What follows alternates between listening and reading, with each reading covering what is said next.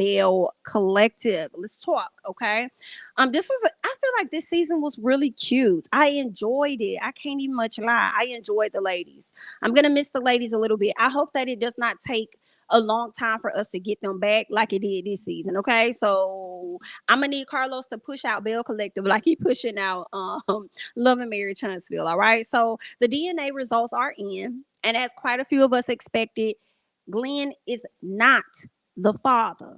All right, now I felt like they were using this for a storyline, and they wasn't gonna let it get this far to embarrass her for real all the way. You know that this is his child, and she over there acting like she's shaking and stuff, and she over there crying and something like Tisha. Good, now you overacting now. Now you are overacting. Calm down. I don't know why you so pressed when you just sat up here and said, even if it is his child. I forgave her for the affair, so I'm gonna be here for this. I'm gonna stick around. I'm gonna be here. So why is you over there crying? Like, just I'm confused. Girl, you was gonna be there anyway, cause that's just how you is, and that's just how y'all is. So what you crying for? Like, oh my, like this is some news, girl. I've been waiting for this for so long. I've been wanting an answer. You got it. You been had it. Shut up. Anyway, Glenn over there told us, Tisha, I love you. I love your soul. Get out my face. Scoot back. Okay? Because don't tell me that you love my soul when you've had access to my soul this whole time or whatever you want to call it. Had access to my flesh, but your flesh was getting in the way and you was out here doing what the hell it is you want to do, but you want to sit up here and try and tell me that you love my soul because it came out that this ain't even your baby. Don't be trying to come over here and try and play me like that. Don't do that. Don't play like that. Don't do that. I love your soul. It ain't another man out there that can really love you like I love you. I wanted her to be like, okay. Now, what was it, Carlos? What was like, I know we acting and we got to commit all the way down to the end with this fake ass storyline. But, girl, back up off of me.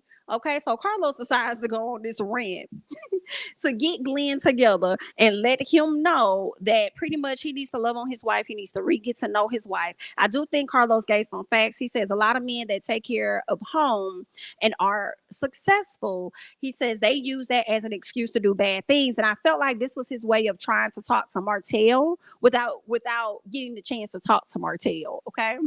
He says, you have dreams, okay? Just like you have dreams, she has dreams as well. And it's not fair for her to put her dreams on the back burner to make you feel comfortable, to make you feel good. And I definitely agree with that, And I just feel like as your significant other, your mate, your man, your lover, whatever they are, they really supposed to be pushing you to do well, just like you would do the same. You know what I'm saying? Like, you shouldn't have me trying to dumb myself down and not go forth and be everything that God has called me to be because you worried about how it makes you look, how it makes you feel, and the shit you can and can't do, or you being afraid that somebody else finna snatch me from you, or whatever you got going on in your head.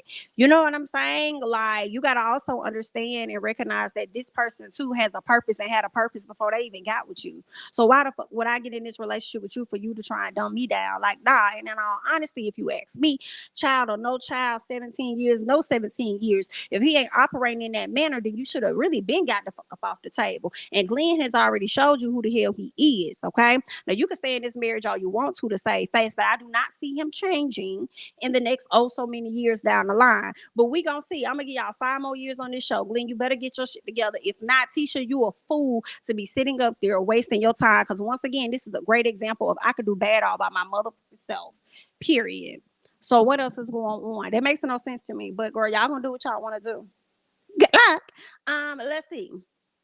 We get into a never before seen flashback, right? And Cliff confirms that he did smash JJ's ex.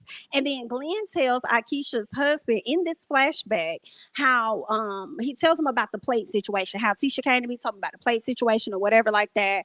And then he goes on to say if she was a real friend, then she would have came to her and said, hey, this is what's going on with this plate, X, Y, and Z. And I'm sitting over here like, that's what she did do. See, Glenn, I don't know what kind of details Tisha gave you, but this is a horrible game of telephone, or the exact game of telephone. Somebody tell you something, you come back and translate and relay the information inaccurately as to how it happened. And then you also contradicted yourself saying if you came to somebody's house and they had piss stains on the toilet, you wouldn't have told them. Like, what? But then you telling her how she should have, if the story happened how you think, she should have went to her and told her X, Y, and Z. You make no sense to me.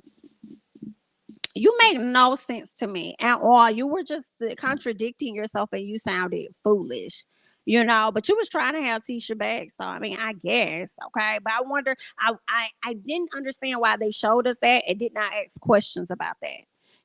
I wish Carlos would have at least, or if he did ask, I wish they would have showed it. Like, what did you think when you actually saw how everything really played out? And see that she did go to Tisha to have a conversation. And Tisha was the one that had the attitude. You know what I'm saying? Like, Leah, you just stupid, baby. Anyway, we're gonna go and go on. So Tambra and Greedy, aka Damon, whatever his name is this week. So Damon was asked about his relationship with Taisha. Oh, wow. So Damon says that they were friends and he never had a relationship with her, never had a sexual relationship with her. But when the question was asked whether or not he kissed her, I don't recall him answering that. And then he also goes on to say, I feel like she did this just to get on television. Because if not, why didn't she mention this 7 or 8 years ago? And I said, are you confirming that that's when y'all messed around 7 or 8 years ago? Is that when you kissed her 7 or 8 years ago? And see, of course, you'll deny the sexual acts or the sexual whatever y'all had going on because Tasha's not there to defend herself. I wonder what it would have been like had they brought Tasha out for her to go ahead and explain her side on what really was going on. That would have been good. Why y'all ain't do that? Okay. So Damon thinks Tasha lied to get on the show. Then we after that we get the turned up Tambra. We get the turned up Tambra. Tambra goes off about saying how they don't talk, and she knows she did this to get on the show, and says this girl has been lying to everybody all her life. Wow. Tambra says season one, Tasha came to producers as and said that she had some dirt on all of the ladies. Whoa. Not you got dirt on everybody, ma'am. So Tambra told them that Tasha was trying to get on the show, but Tasha was lying when she said that she had some information and stuff. She was lying. So Tisha says that she didn't even know emails was going back and forth until Tambra told her. And for me, I'm just looking like that's really interesting because y'all was the ones, Tisha and Treese, sitting up here saying that this lady was a liar and you didn't trust her and you didn't know what was really going on with that relationship and stuff, trying to just make it seem like this lady was lying whole time. The person that y'all slick believing was the person that was lying and plotting the entire time. Yikes. Ooh, baby. Wow, wow, wow. Let's see what else. Tambra says Tasha had tea on everybody, but she zoned in on Tambra because she had a contact which was Greedy. So she would reach out to Greedy and be like, "Oh, what you got going on? What y'all doing? What y'all doing?" Da, da, da, trying to get the information. And Tambra told him not to tell her SHI, and that's exactly what happened. Whew, girl, that's some messy stuff. So it seems like we won't be seeing you no more, Miss Tasha. Probably not unless you just made a good impression on one of the producers and they feel like they're gonna slide you right in. But I feel like we're not gonna see you at all, okay? You messed that up. Yikes, okay. Tambra and her man, they're officially living together. So congrats to y'all for living together. Latrice is not pregnant, not trying to get pregnant. They trying to do none of that. She said her and Cliff have things that they're still needing to work on at this time. And she also talks about how he doesn't really understand what it's like to not have a dad and feeling like abandoned, left, and all of the things that you go through, not having a dad. So she says he can't really relate to that. And because of that and other things, they just got work they gotta, do before they go down that road. In addition to that, she done closed on her new building and they trying to build 30 Airbnbs. They already got 2 built, 28 to go. So it's like, yeah, do y'all really have time for another child? I just hope that, and I feel like Teresa is still young. She's still young.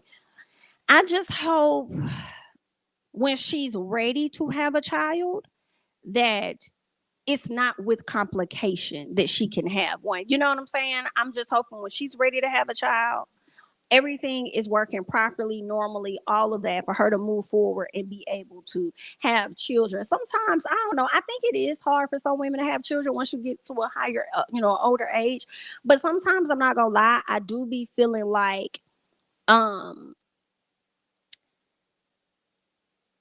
society or the world, whatever, they put out this narrative that it is complicated, like it's complications to having a child once you get to a higher age. So it gets into people's psyche where they automatically start to assume that they may not be able to have children once they get older. So then it's kind of like you're low key affirming it into your life.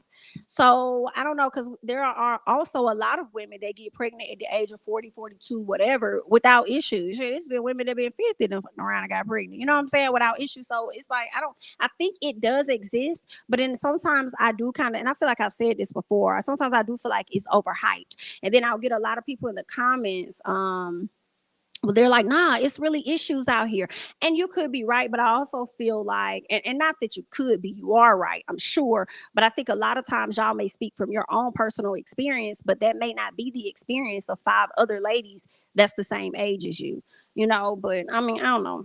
Either way, I wish everybody the best. I hope y'all get everything that y'all want.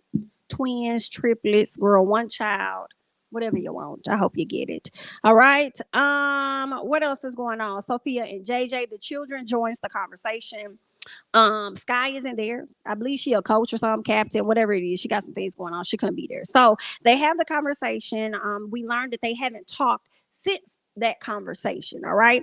The girls are not close. It's still the same thing as normal. We not really close like that. We cool or whatever, girl, but it really ain't like that. D brings up colorism. She feels like colorism has always played a part in the dynamics amongst the ladies. For me, I do believe that colorism, exists, especially in Dee's world. However, in this situation, I don't believe that it existed in that home. To me, I think JJ made a lot of sense. I feel like number one, a lot of her issues come from her mama. Her mama feeling the need to overcompensate for JJ's children to make an impression upon him versus her own kids. That's what I truly believe. But also, I think JJ made a point. Those girls were very popular by the time that they got in a relationship. He got in a relationship with your mama, right? So because of that, I think that's primarily what affected you, and because you've experienced colorism and other things, you feel as though it related to why they may treat you away because they're lighter. And I don't even know if I can't say that that's her experience. I don't think that, as I'm watching it, but she could very well have a point. But for me, I think the ladies thought they could have been too much in general or better, honestly, because of how widely known they already were, not just because of their complexion. You know what I'm saying? Because even as I mean, situations are different. But that's what I think is more so contributed to, because they could think that they were so widely known all day, but the girl that was the most popular out of all of them was dark skinned Kayla and dark skinned Diana. But I don't know, girl. That's what I think. But anyway, I feel like JJ had a point because I forgot all about the girls' success. So I think that had a lot to do with it. Anyway, so Carlos speaks on colorism and he gonna ask the question like, if is colorism a thing that goes down in Jackson? I said, now what kind of fucking question is that? Colorism is a thing that goes down everywhere. I don't think that he meant to ask that question, is what I'll say. I'm like, what? Anyway, so Akeisha asked Marie when she called them ugly. Marie referenced and said, well, you call everybody ugly except for Timber, and Timber light skinned. Well, Latrice ain't dark skinned. Latrice light skinned too. She about lighter than y'all, right? So Akeisha said, was that something that bothered you in that capacity or whatever? And then Marie was like, girl, I was just talking shit. Girl, I was just throwing shade. Like, girl, I wasn't really affected by that for real. I ain't care. But I also felt like one of the reasons she did not call Timber ugly was because she was talking to Timber. She on the phone with Timber cracking jokes about y'all. You feel what I'm saying? So that's why she didn't say she was ugly. And maybe she did when she said they couldn't find no more pretty girls in Jackson or whatever. Maybe she was including Timber in this shit. You know what I'm saying? Timber just didn't include herself in it. They came back and told y'all what the hell was going on. So I mean, I was just saying. Anyway, so Marie does speak on her life, her mom. She's hoping that she gets it together. She's still gonna fight for her mama because I told y'all one thing about it: kids gonna love their parents. Period. Jerez, he's out in South Carolina. She says that he's still being a good dad. I'm a little confused. How is he being a good dad when he's all the way out in South Carolina?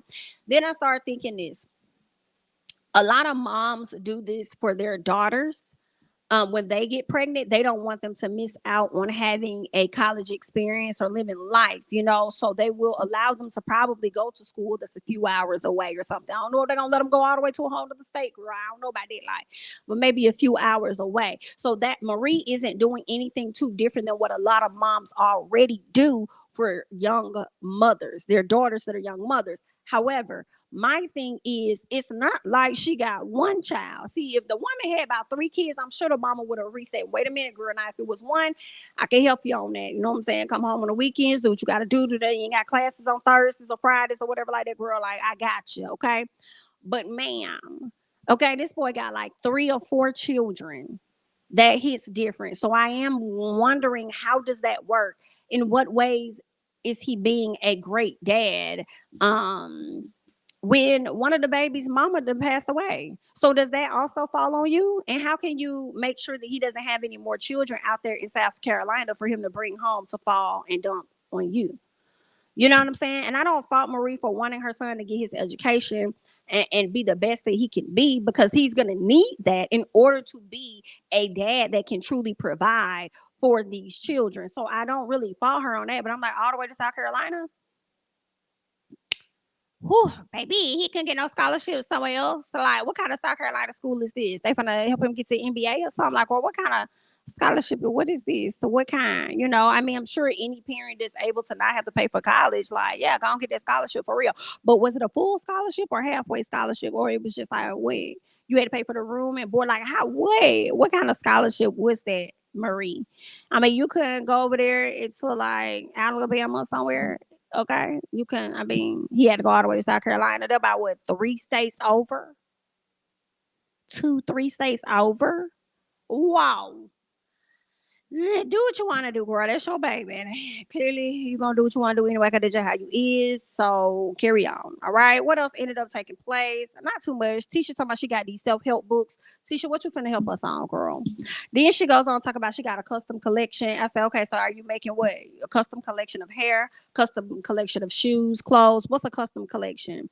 Then she also talks about how she's working. She got a contract with Marie's people to bring, I guess, knowledge about some type of classes. I feel like it's some type dealing with real estate or something for Marie's patients or whatever. That, I guess, in a halfway house or whatever she got going on, girl. I don't know.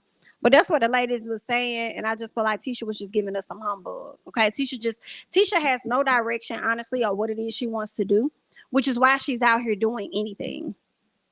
That's just what I think, But maybe she's trying to get on her Marie, because Marie, I feel like when we look at Marie, we know for a fact she's in the medical field in some capacity. Now, she may do a little bit of hair on the side, and she might do a little bit of taxes or whatever over here or there. But I think it's clear what she's really trying to do. That if anything else goes away, we know for a fact she's going in that direction. We don't have that with Tisha. We don't know what direction Tisha going in.